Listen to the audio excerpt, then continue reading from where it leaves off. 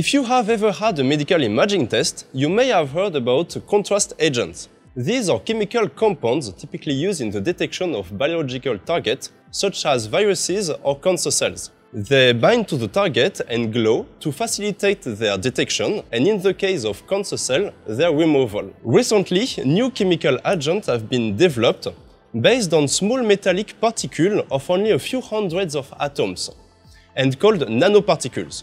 Some of these nanoparticles have interesting optical properties, paving the way for new, brighter contrast agents, which is the goal of my PhD project. Study the interactions between these nanoparticles to create a new high-brightness contrast agent.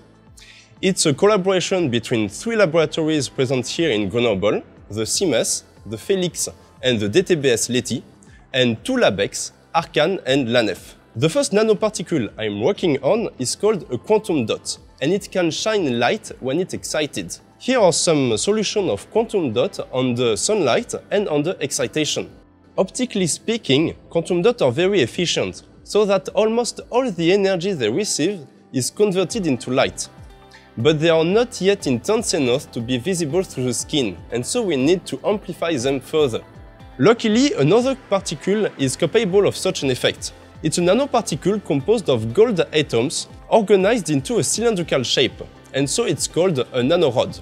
These nanorods have been intensively studied in recent years because they work a bit like an antenna for other light-emitting particles. Specifically, when we place a gold nanorod close to a quantum dot, 2 effects occur. First, a quantum effect amplifies the emissions from the quantum dot.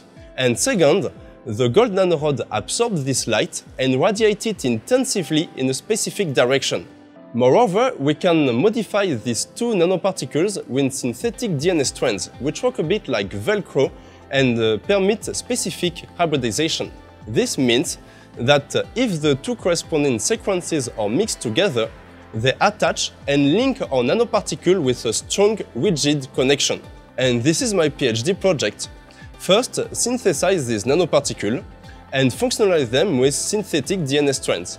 Then assemble them and adjust the position and length of the DNA strands to modify the interaction between this nanoparticle and maximize the emitted light. Once this study completed, we'll change the DNA strands to create a DNA sensing device and demonstrate the potential of this hybrid nanoassembly as a novel contrast agent.